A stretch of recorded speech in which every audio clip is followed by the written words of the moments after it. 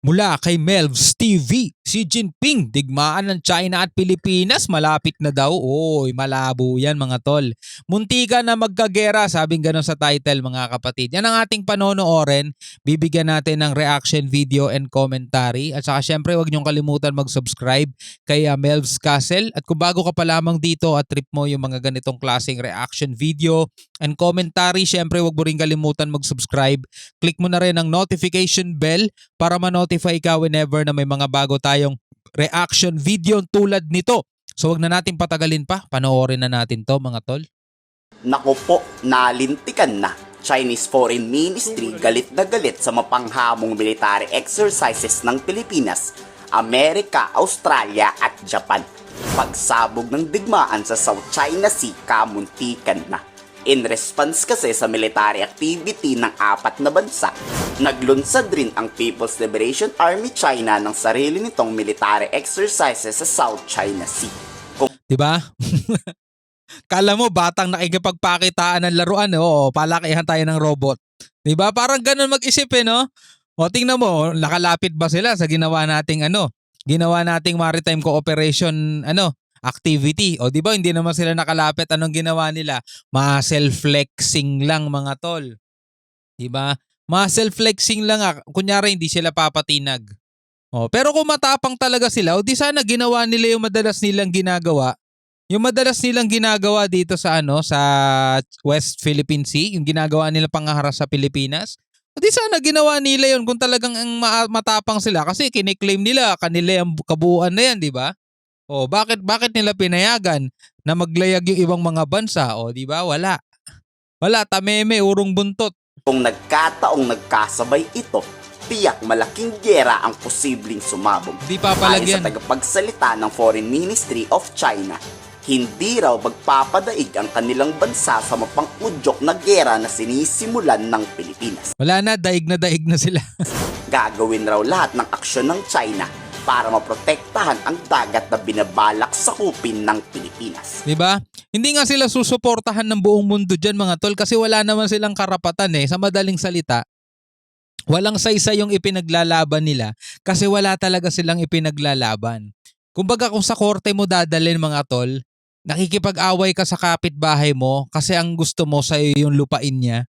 Sa tingin mo papanigan ka ng korte nun? Hindi, kasi yung kaibigan mo may titulo, ikaw wala. Pero ikaw nakikipag-away. Kahit sa ang korte mo dalhin yan, walang papanig sa'yo. So ganun din mga tol. Etong China, inaangkin nila baseless. Walang basihan, di ba? Inaangkin nila. Hindi yan defined by UNCLOS, hindi yan kinikilala ng international law, tapos magsisimula sila ng gera. O dinasanction sila ng buong mundo, mga tol. Ano na nangyari sa kanila? Tas gera pa. O paano nila susuportahan ng kanilang mga army na mga bata pa? Ang makakalaban nila, napakaraming mga bansa. Tapos yung mga sundalo nun, mga veterano na, marami nang pinagdaan ng labanan. Samantalang yung army nila, puro practice at puro exercises pa lang ang alam. Grabe tayo pa ang inakusahang magnanakaw sa sarili nating West Philippine Sea. 方声称中方把断续线内海域都据为领土，这是对中方立场的蓄意歪曲，不符合事实。菲方应停止对国际社会的误解，停止借南海问题挑起争端，借外力破坏南海地区的和平稳定。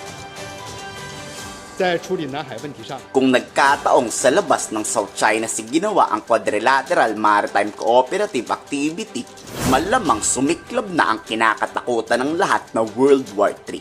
Ba't naman gagawin ng Pilipinas? Nasa labas ng West Philippines gagawin yun. Di ba? Ang ginagawa ng Pilipinas, sa loob lang talaga ng West Philippines kasi ayaw nating lumabag sa batas. Ang gusto nga natin, nakaayon lagi tayo sa international law at saka dun sa rules-based order, di ba? So hindi tayo talaga lalabas ng ating exclusive economic zone para kung sakasakali man manggulo ang China mga kapatid, maling-mali sila. Kumbaga sa dalawang lane ng kalsada, mga tol, kapag ikaw nag-overtake at nag-counterflow ka at may bumangga sa'yo, di ba? Maling-mali ka, talo ka kasi lumabas ka ng linya mo So sa atin mga tol, hindi natin gagawin yun. Nasa linya lang tayo. Para if ever na may bumangga sa atin at if ever na merong naghasik ng kaguluhan dyan mga kapatid, wala, talon-talo sila, di ba? Ito ang balak ni Xi Jinping, ang magkagera talaga para may dahilan silang sakupin ang buong West Philippine Sea. Yun ang hindi pwedeng mangyari. Kasi kung yun ang dahilan na para magkagera mga tol, malabo yun, lalong hindi nila masasakop yan. Kasi tulad nga nung sinabi natin mga tol, napakaraming mga bansa ang dumadaan dyan sa South China Sea. 3.4 trillion mga kapatid na mga produkto ang dumadaan dyan. Yung mga bansang yun mga tol, maaapektuhan unang-una yung kanilang ekonomiya. Kasi sa ekonomiya nila yun mga GDP nila yun, may mga dumadaang produkto, export, import, mga ganong mga bagay, maapektuhan ang kanilang ekonomiya at hindi sila papayag na ang reason kung bakit maaapektuhan ng ekonomiya nila ay dahil sa ganid na dahilan ng China mga tol. Talagang uusigin nila yung China. Sasabihin lang nila mga tol, dahil sa pagkaganid ng China, inaangkin nila yung hindi naman kanila, apektado pati mga ekonomiya namin. Anong gagawin nila sa China? Usigin nila yan. At hindi kakayanin ng China mga kapatid kapag buong mundo na ang kalaban nila. Hindi nila kakayanin yun. Talagang wala silang pupuntahan. Talaga ba kayo mga Pilipino, mga mamamayan nila mag-aklas laban kay Xi Jinping? Babala ng war expert, sa South China Sea mangyayari ang nakakakilabot na napakalaking digmaan na hindi pa nakikita ng kahit na sino man. Hindi to isang pananakop ika ng war expert, kundi isang babala na dahil sa bansang uhaw sa kapangyarihan, mangyayari muli ang pandaigdigang digmaan. In territory that the Philippines has traditionally controlled. You could have World War III, the flashpoint be the South China Sea instead of Taiwan Strait. Wala daw dapat ikapangamba ang Pilipinas. Lahat ng aksyon ng ating bansa ay naaayon sa international law. Kung mapapansin nyo, sarili lang ng Diba? China ang nagsagawa ng military exercises sa South China Sea. Diba? Kasi ayon lagi tayo sa international law Kaya hindi tayo dapat mangamba dyan kasi hindi rin sisimulan ng China yan. Kung gusto talaga nilang simulan yan mga tol, noon pa sana. Unang-una yung Taiwan, hindi nga nila magalaw-galaw napapansin nyo ba yon? Hindi nga nila magalaw-galaw yung Taiwan Diba? Pakalapit-lapit na sa kanila nun mga tol. Hindi na nila kailangan pang gumamit ng barko para lang tirahin yung yung Taiwan kasi napakalapit nga lang sa kanila nun Pero dito sa Pilipinas maglalayag pa mga barko nila bago sila makalapit sa atin 'Di ba? Hindi nila magagawa 'yon. Napakalaking palo sa ulo nila 'yon pag ginawa nila 'yon. Alam nyo bakit?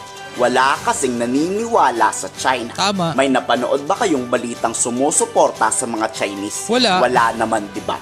Dahil walang bansa sa buong mundo ang naniniwalang sa kanila ang West Philippine Sea. Kahit nga si Russian President Vladimir Putin ay tahimik sa usapin. Dahil alam ng Russian President na tunay at lehitimong pagmamay-ari ng Pilipinas ang West Philippine Sea. Kaya wala daw dapat ikatakot ang Pilipinas, ika ng Philippine Ambassador na si Manuel Romualdez.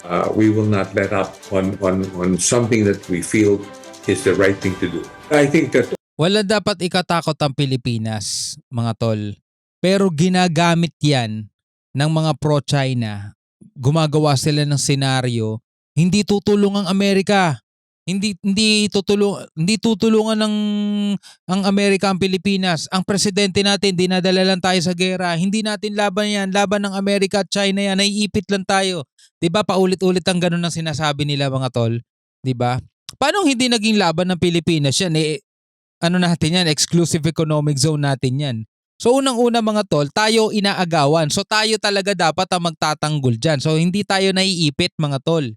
Actually, hinihila nga natin ng Amerika para suportahan tayo Hindi lang Amerika, lahat ng bansang pinupuntahan ng presidente natin mga tol, humihingi tayo ng simpatsya, di ba? Czech Republic, sa Germany o kung saan pa bansa, laging binobrot up yung issue na yan.